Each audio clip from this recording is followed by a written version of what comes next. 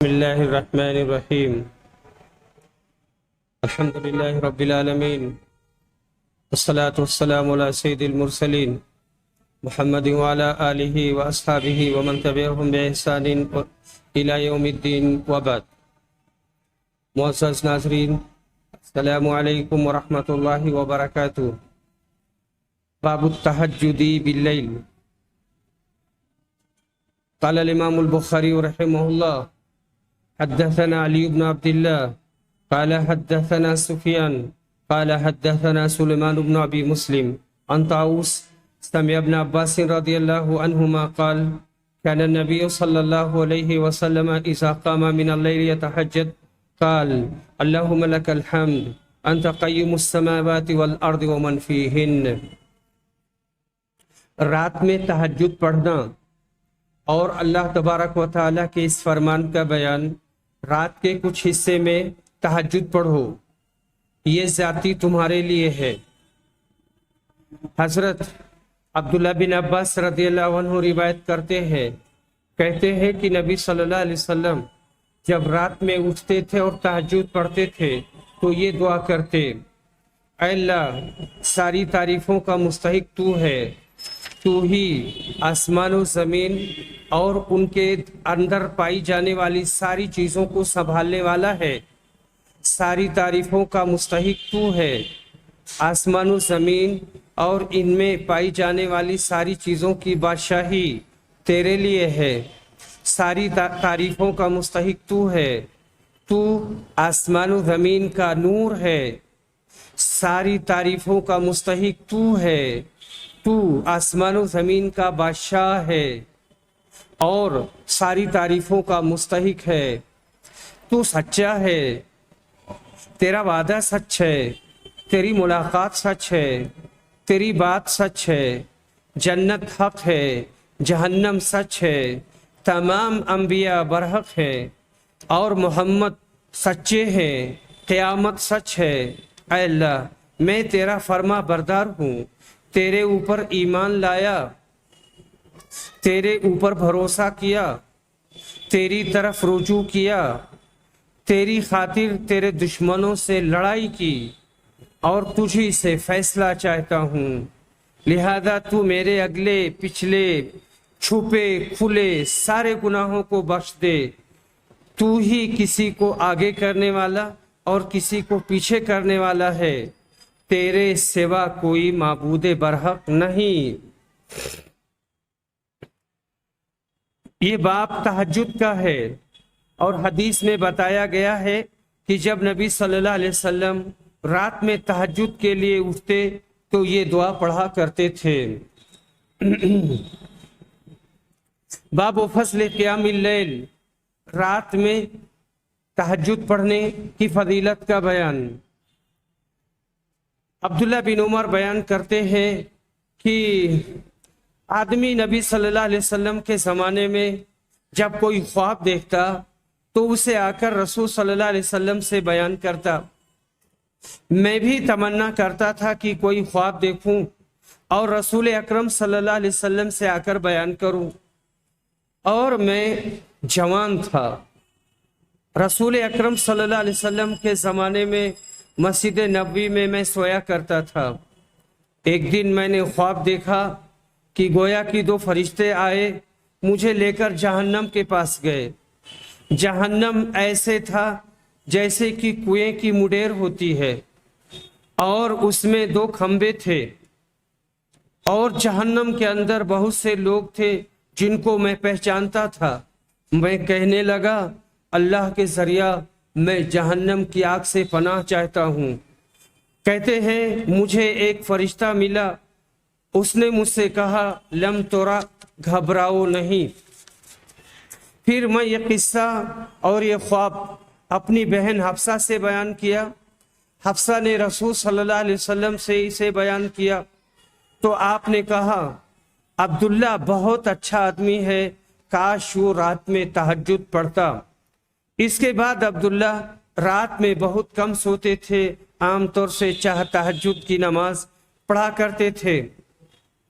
نبی صلی اللہ علیہ وسلم نے تہجد پڑھنے کی بنیاد پر عبداللہ کو نعم الرجل کہا، کتنا اچھا آدمی یا بہت اچھا آدمی۔ یہ تہجد کی فضیلت کی دلیل ہے اور یہی باب سے مناسبت ہے۔ فَإِذَا هِيَ مَطْوِيَّةٌ، مطویہ توا یتوی سے بنا ہے، اس کا معنی ہوتا ہے گھیرنا یا لپیٹنا۔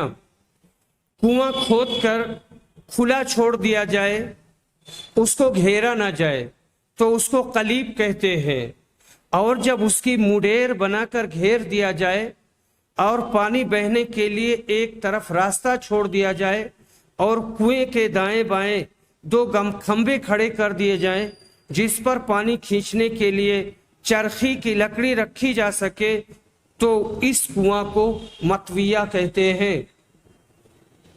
باب طول السجود فی قیام اللیل، تہجد کی نماز میں لمبا سجدہ کرنا۔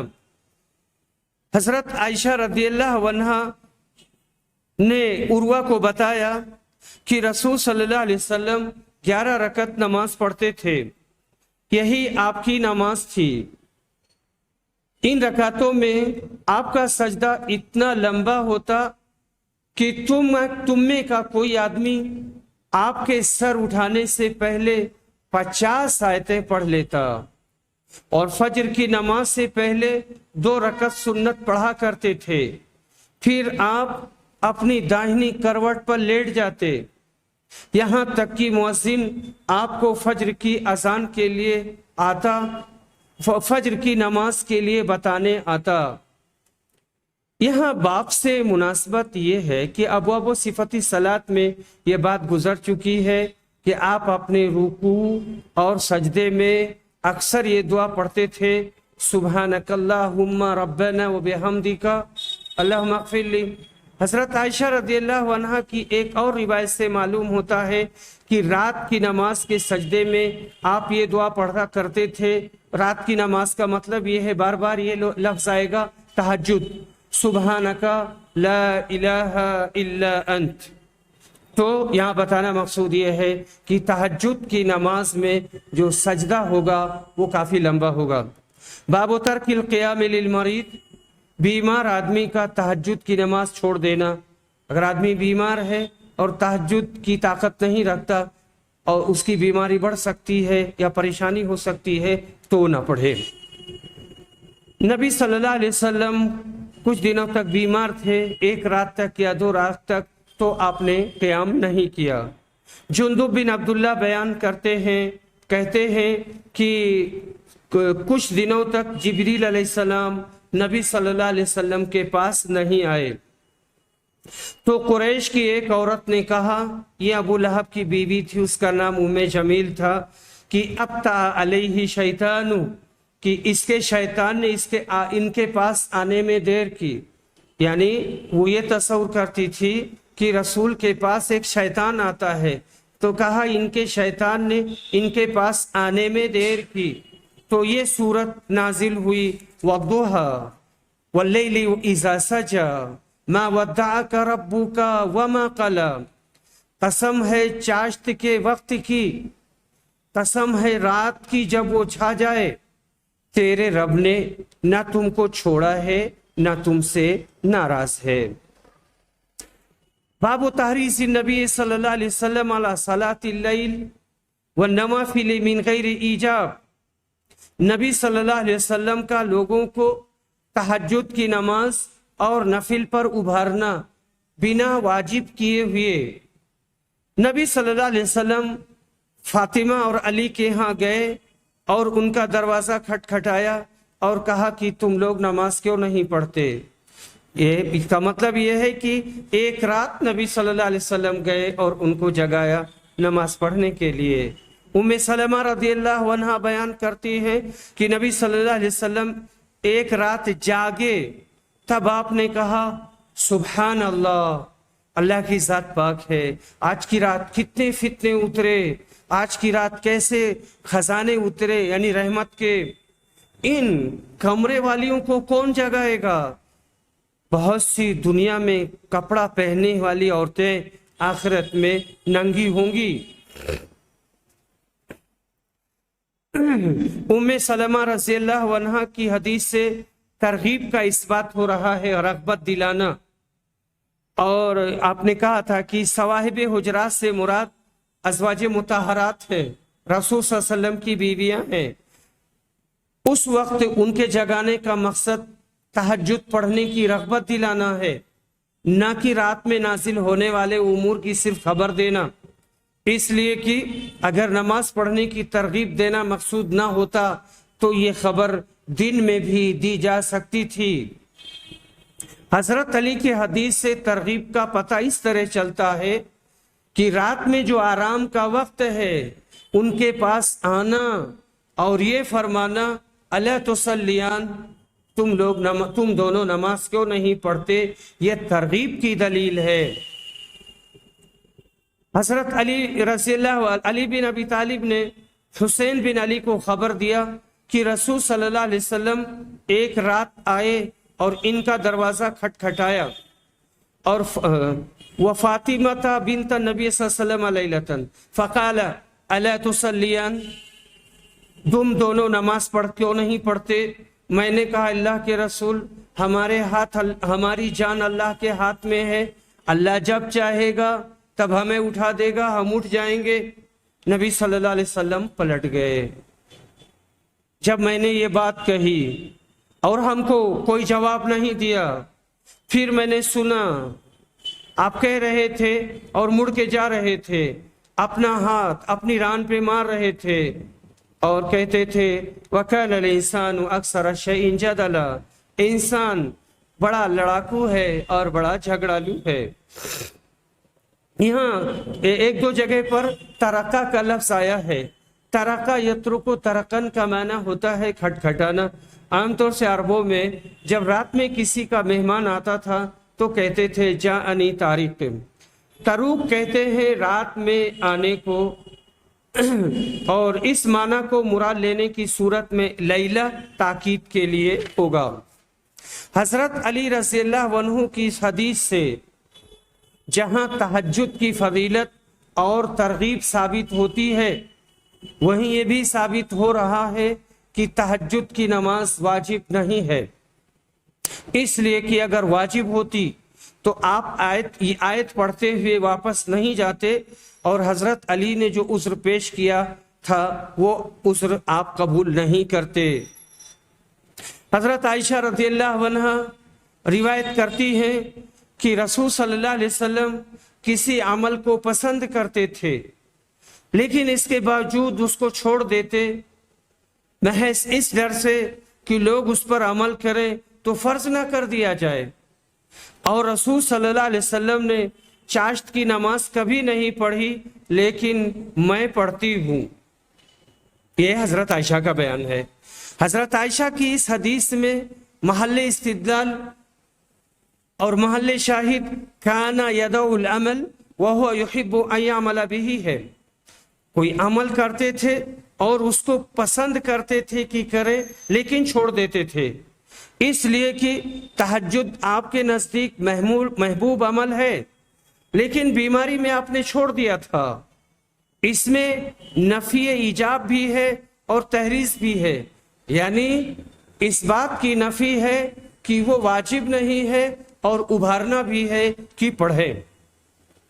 हजरत आयशा रज़ियल्लाहु अन्हा की इस हदीस में दो बातें बताई गई हैं। पहली बात यह है कि फर्ज होने के डर से तर्के अमल, यानी फर्ज होने का खौफ था इसलिए अमल छोड़ दिया। दूसरी बात है चाश्त की नमाज। पहली बात पर एतराज किया जाता है कि जब 5 नमाजें फर्ज कर दी गई और ये कह दिया गया ला युबद्दलुल कौलु लदैया, मेरे पास बात बदली नहीं जाती, तो फिर 6वीं नमाज कैसे फर्ज की जाएगी। इसका जवाब इस तरह दिया जाता है कि डर की बात ये नहीं थी कि 6वीं नमाज फर्ज कर दी जाएगी, बल्कि डर की बात ये थी कि तहज्जुद की नमाज जमात के साथ मस्जिद में अदा करना अल्लाह को बहुत ज्यादा पसंद है, कि इस बात का डर है कि कहीं अल्लाह ताला رات کی اس نفل نماز کی صحت اور قبولیت کو مسجد اور جماعت کے ساتھ مشروط نہ کر دے۔ اگر ایسا ہوا تو یہ امت کے لیے مشقت کی بات ہوگی، اس لیے آپ نے جماعت ترک کر دی۔ اس حدیث میں فرض سے مراد فرض کفایہ ہے، یعنی آپ کو یہ ڈر ہوا کہ کہیں اللہ تعالیٰ اس نماز کو امت پر بطور فرض کفایہ نہ فرض کر دے۔ فرض عین مراد یہاں نہیں ہے۔ ایک بات یہ بھی کہی جاتی ہے کہ خاص رمضان کا مہینہ مراد ہے، یعنی آپ کو یہ ڈر ہوا کہ خاص ماہ رمضان میں اللہ تعالیٰ یہ نماز فرض نہ کر دے، اس لیے کہ نماز اور جماعت کا یہ واقعہ رمضان میں پیش آیا تھا، اور رمضان کا قیام صرف ماہ رمضان میں ہوگا، سال کے ہر دن نہیں ہوگا، اس لیے 5 پر زیادتی نہیں لازم آئے گی۔ حضرت عائشہ رضی اللہ عنہ روایت کرتی ہیں کہ رسول صلی اللہ علیہ وسلم نے ایک رات مسجد میں نماز پڑھی۔ آپ کی نماز سے کچھ لوگوں نے نماز پڑھی، پھر دوسری رات کو آپ نے نماز پڑھی اور لوگ بڑھ گئے، پھر تیسری یا چوتھی رات میں بھی لوگ اکٹھا ہوئے، پر رسول صلی اللہ علیہ وسلم نہیں نکلے۔ جب صبح ہوئی تو آپ نے کہا کہ میں نے دیکھا تھا جو کچھ تم کر رہے تھے، میرے نکلنے سے یہ بات مانے ہوئی کہ مجھے ڈر ہوا کہ تمہارے اوپر یہ فرض نہ کر دی جائے، اور یہ رمضان کا واقعہ ہے۔ باب قیام النبی صلی اللہ علیہ وسلم اللیل، رسول صلی اللہ علیہ وسلم کا رات میں قیام کرنا۔ عائشہ رضی اللہ عنہ کہتی ہیں کہ رسول صلی اللہ علیہ وسلم تہجد پڑھتے تھے اور قیام کرتے تھے، اتنی دیر تک کھڑے ہوتے تھے کہ آپ کے پیر سوج جاتے تھے۔ اور یہاں امام بخاری کہتے ہیں الفطور الشقوق، فطور کے معنی پھٹنے کے ہوتے ہیں، جیسے انفطرت انشقت کے معنی میں آتا ہے، انفطرت کے معنی پھٹنے کے ہوتے ہیں۔ زیاد بن علاقہ روایت کرتے ہیں، کہتے ہیں کہ میں نے مغیرہ بن شعبہ سے سنا، وہ کہہ رہے تھے کہ نبی صلی اللہ علیہ وسلم اتنی دیر تک قیام کرتے کہ آپ کے دونوں پاؤں یا دونوں پڈلیاں سوج جاتی۔ آپ سے جب اس کے بارے میں کہا جاتا کہ آپ اتنی محنت کیوں کرتے ہیں، اتنے دیر تک آپ قیام کیوں کرتے ہیں، تو آپ کہتے کیا میں اللہ کا شکر گزار بندہ نہ بن جاؤں؟ یہاں پر یہ لفظ آیا ہے فَيُقَالُ لَهُ، آپ سے کہا جاتا، لیکن یہاں قائل کون ہے؟ تو کہتے ہیں کہ یہاں اس بات کا ذکر نہیں ہے کہ کس نے کہا اور کیا کہا، لیکن سورہ فتح کی تفسیر میں امام بخاری رحمہ اللہ نے حضرت عائشہ کی روایت نقل کی ہے، اس میں ہے کہ حضرت عائشہ نے کہا، حضرت عائشہ نے نبی صلی اللہ علیہ وسلم سے کہا لِمَ تَصْنَعُ هَذَا یا رسول اللہ وَقَدْ غَفَرَ اللَّهُ مَا تَقَدَّمَ مِن ذَنبِكَ وَمَا تَأَخَّرَ قال افلا احب ان اکون عبدا شکورا۔ یہ کہا کہ آپ ایسا کیوں کرتے ہیں اے اللہ کے رسول، اللہ نے آپ کے تو گناہ معاف کر دیے، اگلے بھی اور پچھلے بھی۔ تب نبی صلی اللہ علیہ وسلم نے کہا میں اس بات کو پسند کرتا ہوں کہ اللہ کا شکر گزار بندہ بن جاؤں۔ فوائد، اس حدیث سے معلوم ہوا کہ شکر جس طرح زبان سے ادا کیا جاتا ہے اسی طرح عمل سے بھی ادا کیا جاتا ہے۔ اعتراف نعمت کا نام بھی شکر ہے۔ عبادت میں تشدد اختیار کیا جا سکتا ہے، لیکن اس حد تک کہ ملول خاطر نہ ہو اور دقت و پریشانی نہ ہو۔ باب من نام عند السحر، سحر کے وقت سو جانا۔ عبداللہ بن عمرو بن عاص کہتے ہیں کہ رسول صلی اللہ علیہ وسلم نے ان سے کہا کہ تمام نمازوں میں داؤد علیہ السلام کی نماز اللہ کو بہت زیادہ پسند ہے، اور تمام روزوں میں داؤد علیہ السلام کا روزہ اللہ کو بہت پسند ہے۔ داؤد علیہ السلام آدھی رات تک سوتے، پھر ایک تہائی رات قیام کرتے اور تہجد پڑھتے، پھر چھٹے حصے میں سو جاتے، ایک دن روزہ رکھتے اور ایک دن افطار کرتے، یعنی روزہ نہیں رکھتے۔ مسروق کہتے ہیں کہ میں نے حضرت عائشہ رضی اللہ عنہا سے پوچھا کون سا عمل نبی صلی اللہ علیہ وسلم کو زیادہ پسند تھا؟ انہوں نے کہا جو ہمیشہ کیا جائے۔ پھر میں نے پوچھا آپ تہجد کے لیے کب اٹھتے تھے؟ حضرت عائشہ نے کہا جب مرغ کی آواز سنتے۔ محمد بن سلام کہتے ہیں کہ ابو الاحوص نے عشاس کے واسطے سے کہا کہ جب مرغ کی آواز سنتے تھے تو آپ اٹھ جاتے تھے اور تہجد کی نماز پڑھتے تھے۔ حضرت عائشہ رضی اللہ عنہا روایت کرتی ہے کہ میرے پاس رسول صلی اللہ علیہ وسلم سحر کے وقت سوتے ہوئے ملتے۔ آپ کی عادت یہ تھی کہ تہجد سے فارغ ہونے کے بعد سحر کے وقت اور فجر سے پہلے آرام فرماتے تھے۔ حضرت عائشہ اسی معمول کو یہاں بیان کر رہی ہے۔ اور اس کے بعد میں ہمارا جو باب آ رہا ہے وہ یہ ہے کہ اس آدمی کا بیان جس نے سحری کھائی اور سویا نہیں یہاں تک کہ اس نے فجر کی نماز پڑھی۔ انس بن مالک کہتے ہیں کہ نبی صلی اللہ علیہ وسلم اور زید بن ثابت نے سحری لی۔ جب اپنی سحری سے فارغ ہوئے تو نبی صلی اللہ علیہ وسلم کھڑے ہوئے اور آپ نے نماز پڑھی۔ ہم نے انس سے کہا کہ سحری سے فارغ ہونے اور نماز میں داخل ہونے میں کتنا وقت تھا؟ انہوں نے کہا اتنی مقدار جتنے میں کوئی آدمی 50 آیت پڑھ لے۔ نبی صلی اللہ علیہ وسلم کا معمول یہی تھا کہ سحری بالکل آخر میں کھاتے تھے۔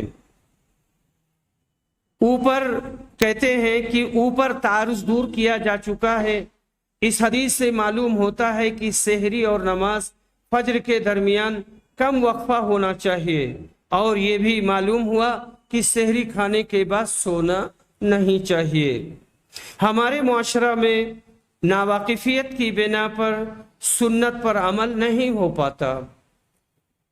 کثرت سے ایسے لوگ ملیں گے جو سحری کھا کر سو جاتے ہیں اور فجر کی نماز نہیں پڑھتے، یا ان کی جماعت چھوٹ جاتی ہے۔ اسی طرح بہت سارے لوگ سحری کھا کر فارغ ہو جاتے ہیں، لیکن جب اذان شروع ہوتی ہے تو دوڑ کر پانی پیتے ہیں۔ دونوں طریقہ غلط ہے۔ سنت پر عمل کرنا چاہیے۔ سحری کھانے کے بعد سونا نہیں چاہیے، اور اذان سے کم از کم 10 منٹ پہلے کھانا پینا چھوڑ دینا چاہیے۔ ہاں، کسی دن کسی کی آنکھ لگ گئی، دیر ہو گئی اور سحری کھانے میں اذان ہونے لگی تو اپنی سحری پوری کر سکتا ہے، لیکن دیر سے کھانا روز کا معمول نہیں بنانا چاہیے، اور توفیق دینے والا اللہ ہے۔ بہرحال اذان ہونے سے پہلے تک آدمی اپنے سحری اور کھانے پینے کا سلسلہ بند کر دے۔ باب طول القیام فی صلاۃ اللیل، رات کی نماز میں لمبا قیام کرنا۔ عن عبداللہ رضی اللہ عنہ قال صلیت مع النبی صلی اللہ علیہ وسلم لیلۃ فلم یزل قائما حتی ہممت بأمر سوء قلنا وما هممت قال هممت ان اقعد واذر النبی صلی اللہ علیہ وسلم۔ عبداللہ بن مسعود رضی اللہ عنہ روایت کرتے ہیں کہ میں نے نبی صلی اللہ علیہ وسلم کے ساتھ ایک رات نماز پڑھی۔ آپ اتنی دیر تک کھڑے رہے کہ میں نے برا ارادہ کیا اور غلط ارادہ کر لیا۔ ہم لوگوں نے پوچھا آپ نے کیا ارادہ کیا تھا؟ انہوں نے کہا میں نے سوچا کہ بیٹھ جاؤں اور نبی صلی اللہ علیہ وسلم کو چھوڑ دوں۔ اور حضرت حذیفہ رضی اللہ عنہ روایت کرتے ہیں کہ نبی صلی اللہ علیہ وسلم جب رات میں تہجد پڑھتے تھے تو آپ مسواک سے اپنے دانت اور اپنے منہ صاف کرتے تھے۔ یہاں بتانا مقصود یہی ہے کہ تہجد کی نماز میں قیام کا لمبا ہونا، اسی طرح سے جیسے رکوع ہے اور خاص طور سے سجدہ ہے تو اسے لمبا ہونا چاہیے۔ باب کیف صلاۃ النبی صلی اللہ علیہ وسلم وکم کان النبی صلی اللہ علیہ وسلم یصلی من اللیل۔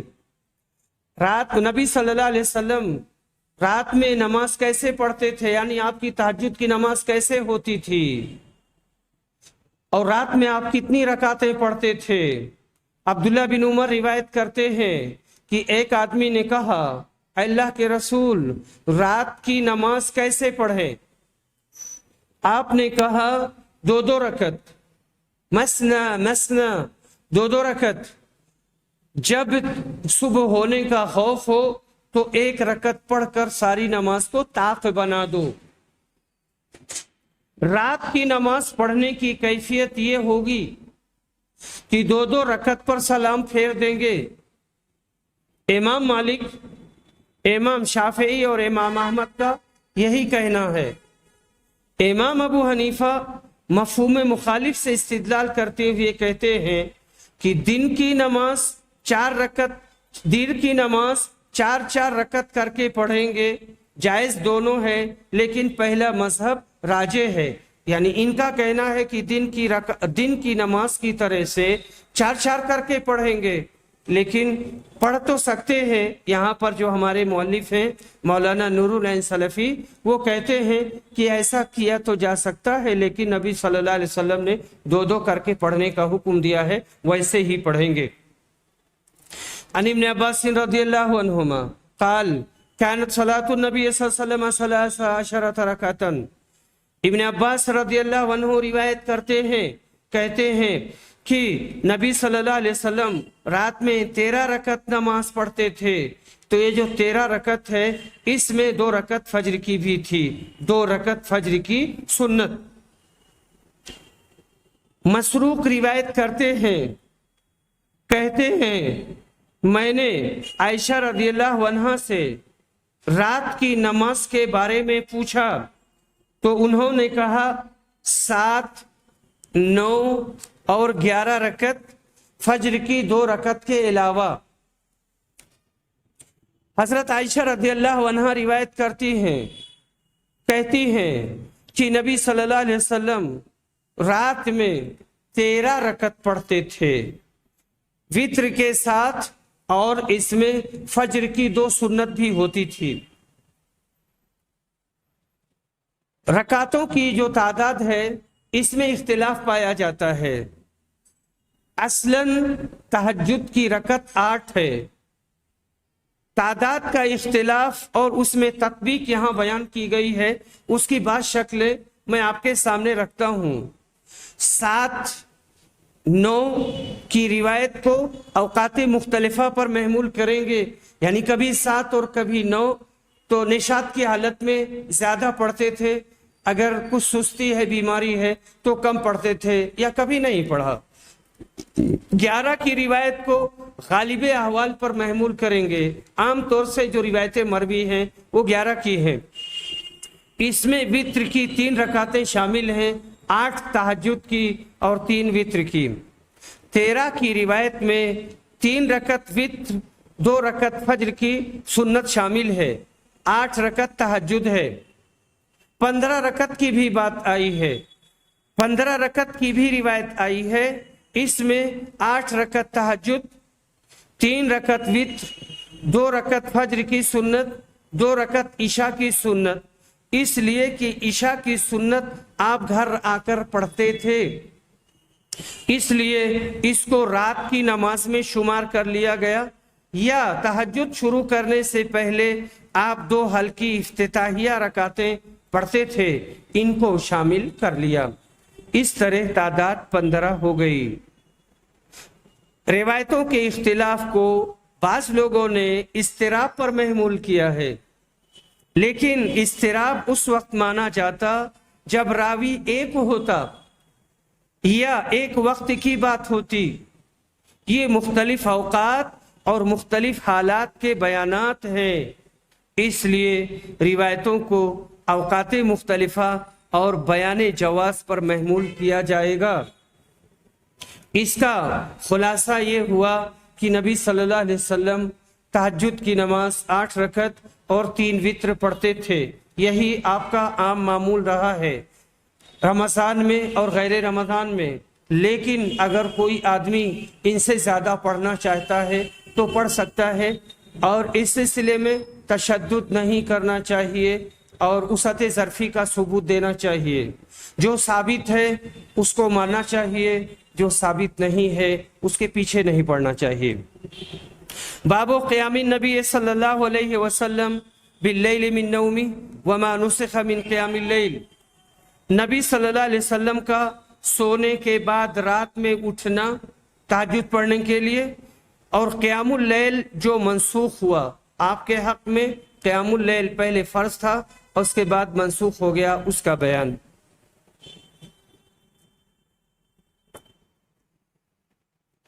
یہاں کہتے ہیں کہ یہ روایت امام بخاری کے شرط پر نہیں تھی، اس لیے اس کو امام بخاری نے نقل نہیں کیا، اشارہ کر کے چھوڑ دیا۔ چنانچہ تقریباً 1 سال تک تمام صحابہ اور آپ صلی اللہ علیہ وسلم آدھی رات یا اس سے کچھ کم یا زیادہ تہجد میں گزارتے، اور طول قیام کی وجہ سے پاؤں متورم ہو جاتے، اس لیے اللہ عز و جل نے فرمایا، اور اسی سورہ کی آخری آیات کے ذریعہ حکم ہوا کہ جتنا آسان ہو اتنا پڑھو، یعنی آدھی رات یا اس سے کچھ کم، زیادہ کی قید نہیں رہی، لیکن ما تیسر کی فرضیت باقی رہی۔ پھر جب ہجرت سے 1 سال قبل نماز فرض ہوئی تو تہجد کے لیے ما تیسر کی فرضیت بھی منسوخ ہو گئی، لیکن ایسا ماننے میں 2 نسخ لازم آتا ہے، اس لیے بعض لوگ یہ کہتے ہیں کہ تہجد کی فرضیت 5 وقتہ نماز کی فرضیت سے منسوخ ہوئی ہے۔ وقوله تعالی یا ایھا المزمل قم اللیل الا قلیلا نصفه او انقص منه قلیلا او زد علیہ ورتل القرآن ترتیلا انا سنلقی علیک قولا ثقیلا ان ناشئة اللیل ہی اشد وطئا واقوم قیلا ان لک فی النہار سبحا طویلا، اے کپڑے لپیٹنے والے، رات کے وقت نماز میں کھڑے ہو جاؤ مگر کم، آدھی رات یا اس سے بھی کچھ کم کر لے یا اس پر بڑھا دے، اور قرآن کو ٹھہر ٹھہر کر صاف پڑھا کر، یقیناً ہم تجھ پر بہت بھاری بات نازل کریں گے۔ بے شک رات کا اٹھنا دل جمعی کے لیے انتہائی مناسب ہے اور بات کو بہت درست کرنے والا ہے، یقیناً تجھے دن میں بہت شغل رہتا ہے۔ احسن البیان، یہ ترجمہ احسن البیان کا ہے۔ قولا ثقیلا، قول سے مراد قرآن ہے، اس کو قول ثقیل اس لیے کہا گیا ہے کہ اس پر عمل کرنا مشکل ہے، یا قول ثقیل اس لیے کہا گیا کہ قرآن کی قیامت کے دن میزان میں بھاری ہوگا، یا ثقل سے بوجھ مراد ہے، اور یا ثقل سے بوجھ مراد ہے جو نزول وحی کے وقت آپ پر طاری ہوتا تھا، جس کی وجہ سے سردی کی دن میں بھی آپ کے پسینے چھوٹ جاتے تھے۔ ان ناشئۃ اللیل، ناشئۃ فاعلہ کے وزن پر ہے، اس کا معنی ہوتا ہے رات میں اٹھنا یا رات کا اٹھنا۔ اشد وطأ، رات کا وقت شور اور ہنگاموں سے محفوظ رہتا ہے، اس لیے دل اور زبان میں دن کے مقابلے میں زیادہ موافقت رہے گی۔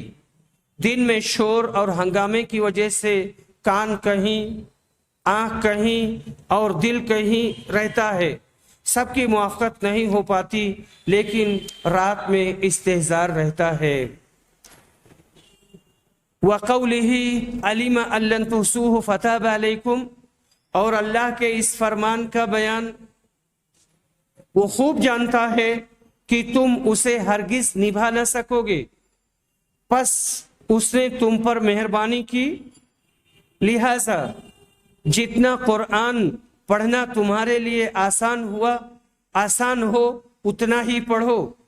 وہ جانتا ہے کہ تم میں بعض بیمار بھی ہوں گے، بعض دوسرے زمین میں چل پھر کر اللہ تعالیٰ کا فضل یعنی روزی بھی تلاش کریں گے، اور کچھ لوگ اللہ تعالیٰ کی راہ میں جہاد بھی کریں گے، اس لیے تم بآسانی جتنا قرآن پڑھ سکو اور نماز کی پابندی رکھو اور زکوٰۃ دیتے رہا کرو، اور اللہ تعالیٰ کو اچھا قرض دو، اور جو نیکی تم اپنے لیے آگے بھیجو گے اسے اللہ تعالیٰ کے ہاں بہتر سے بہتر اور ثواب میں بہت زیادہ پاؤ گے۔ امام بخاری رحمہ اللہ کہتے ہیں کہ عبداللہ بن عباس نے کہا کہ آیت میں جو ناشیۃ اللیل کا لفظ آیا ہے وہ نشاء سے مشتق ہے، اور حبشی زبان میں یہ لفظ قامہ اٹھنے کے معنی میں بولا جاتا ہے، اور وطأ کا معنی موافقت کا ہے۔ رات میں قرآن پڑھنا کان، نگاہ اور دل میں زیادہ موافقت پیدا کرتا ہے۔ اسی طرح سورہ براءہ میں لیوافقوا کا لفظ جو لفظ آیا ہے وہ لیوافقوا کے معنی میں ہے۔ حضرت انس رضی اللہ عنہ کہتے ہیں کہ رسول صلی اللہ علیہ وسلم بعض مہینے نفلی روزہ نہیں رکھتے تھے، یہاں تک ہی ہم یہ گمان کرتے کہ اب آپ روزہ نہیں رکھیں گے، اور آپ نفلی روزہ رکھنا شروع کرتے تھے تو رکھتے ہی جاتے تھے، یہاں تک کہ ہم یہ گمان کرتے تھے کہ اب آپ روزہ نہیں چھوڑیں گے۔ اور اس کے بعد کہتے ہیں کہ رات میں تم نبی صلی اللہ علیہ وسلم کو جس وقت بھی چاہو نماز پڑھتے ہوئے دیکھنا یا سوتے ہوئے دیکھنا تو دیکھ سکتے تھے۔ باب عقد الشیطانی علی قافیۃ الراس اذا لم یصلی باللیل، اگر آدمی عشاء کی نماز پڑھ کر سویا نہیں ہے، بنا نماز پڑھے ہوئے سو گیا تو شیطان آتا ہے اور اس کی گدی پر سر پر گدی پر پیشاب کر کے چلا جاتا ہے۔ ابو ہریرہ رضی اللہ عنہ روایت کرتے ہیں کہ رسول صلی اللہ علیہ وسلم نے فرمایا، جب آدمی سو جاتا ہے تو شیطان اس کی گدی پر 3 گرہیں لگاتا ہے، ہر گرے پر اپنا ہاتھ مارتا ہے اور کہتا ہے ابھی بہت رات باقی ہے، سو جاؤ۔ پھر اگر وہ جاگ جاتا ہے اور اللہ کو یاد کرتا ہے تو ایک گرہ کھل جاتی ہے، اور جب وضو کرتا ہے تو دوسری گرہ کھل جاتی ہے، اور جب نماز پڑھتا ہے تو تیسری گرہ بھی کھل جاتی ہے، اور صبح کو چست خوش مزاج رہتا ہے، ورنہ صبح کو سست اور بد مزاج رہتا ہے۔ باب آیا ہے عقد الشیطان علی قافیۃ الراس، یعنی کوئی آدمی رات میں نماز نہ پڑھے تو شیطان اس کے سر کی چوٹی پر یعنی سر پر گرہ لگا دیتا ہے۔ یہ کون سی نماز ہے؟ تو یہ نماز تہجد کی نہیں ہے یا کوئی نفلی نماز نہیں ہے۔ عام طور سے علماء نے یہ عشاء کی بات کہی ہے کہ فرض نماز نہیں پڑھتا ہے اور بنا پڑھے ہوئے وہ سو جاتا ہے، تب شیطان اس کے ساتھ یہ سلوک کرتا ہے۔ شیطان کی گرہ کہتے ہیں کہ باب اور حدیث میں مناسبت واضح نہیں ہے، اس لیے کہ باب میں یہ کہا گیا ہے کہ جو نماز نہ پڑھے اس کی گدی پر شیطان گرہ لگاتا ہے، اور حدیث سے یہ ثابت ہو رہا ہے کہ نماز پڑھے یا نہ پڑھے سب کی گدی پر شیطان گرہ لگاتا ہے، البتہ نماز پڑھنے والوں کی گرہیں کھل جاتی ہے۔ اس کا جواب یہ دیا گیا ہے کہ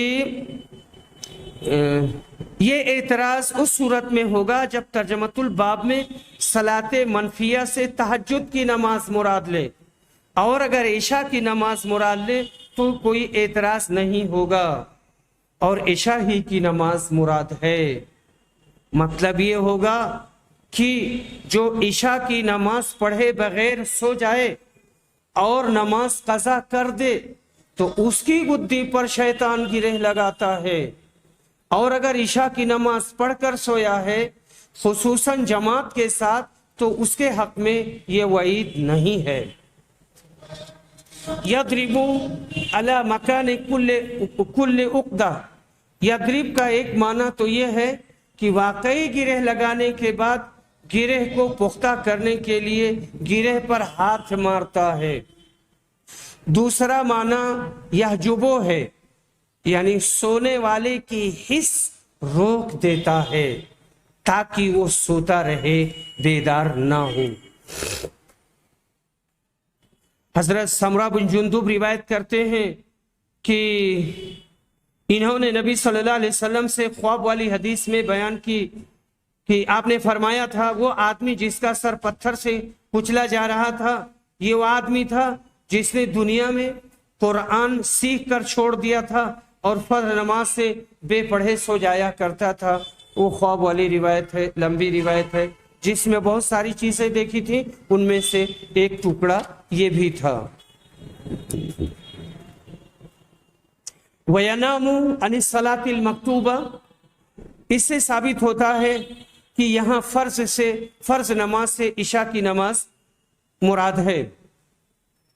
बाबुन इज़ा नामा वलम युसल्ली बाला शैतानु फी उज़ुनिही, जब आदमी सोता रहे और नमाज ना पढ़े तो शैतान उसके कान में पेशाब कर देता है। अब्दुल्ला बिन मसूद रज़ियल्लाहु अन्हु रिवायत करते हैं कि नबी सल्लल्लाहु अलैहि वसल्लम के पास एक आदमी का जिक्र आया, एक आदमी का जिक्र किया गया और बताया गया कि वो हमेशा सुबह तक सोता रहता है, नमाज के लिए भी नहीं उठता। आपने फरमाया शैतान ने उसके कान में पेशाब कर दिया है। इस हदीस में भी शैतान के पेशाब करने का हकीकी और मजाजी दोनों माना मुराद ले सकते हैं। शैतान खाता है पीता है तो पेशाब भी करता होगा, इसलिए हकीकी माना मुराद लेने में कोई माने नहीं है। जब हम शैतान को नहीं देख सकते तो उसका पेशाब भी नहीं देख सकते। जब मजाजी माना मुराद लेंगे तो मतलब ये होगा कि शैतान उसके कान को अबातिल से इतना भर देता है कि जिक्र और खैर की बातें वो सुन ही नहीं सकता, या ये कहा जाए कि ये उसकी गफलत की एक मिसाल है, यानी गहरी नींद की वजह से वो क़याम की तरफ से इस तरह गाफिल हो जाता है जैसे उसके कान को पेशाब से भर दिया गया हो और उसकी कुव्वते सामिया और हिस्स मर गई हो। व आखिरु दावाना अनिल हम्दुलिल्लाहि रब्बिल आलमीन।